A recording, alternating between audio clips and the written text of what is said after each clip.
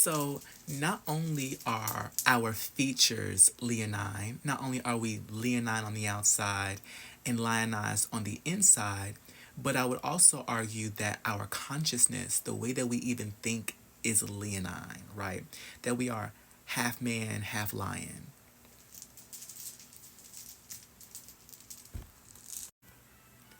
So what you would see is ultimately that is my version of a map of the brain, right? So those are the three main parts of the brain that ultimately constitute consciousness, where the center is consciousness.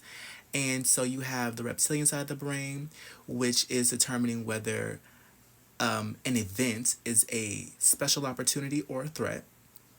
Then you have the limbic system, which is present in all mammals, that draws on community, that draws on closeness, that draws on rearing young, etc., etc. And then you have our higher selves, our prefrontal cortex, where we make all of our decisions and how we carry out our day-to-day basis. So you would say that from the perspective of Yoruba spirituality, that our ori is leonine. You know, that our crown, our head is leonine. And that's the place where we make our decisions from. And people who are kind of low vibrating, they typically tend to make, not completely make their decisions, or they kind of operate from a low vibrational standpoint of themselves. In other words, they lack consciousness, that they are not necessarily self-aware. Also, I think it's important to note that even in the Bible, that the Bible doesn't also just have a light side to the lion archetype. It also has a dark side to the lion archetype as well.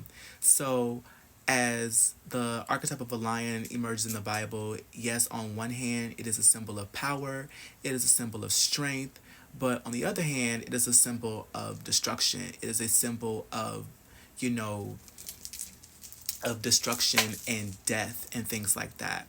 And so you would say that that is usually when people operate from the lower half of their consciousness, that they're not necessarily consciously aware of themselves.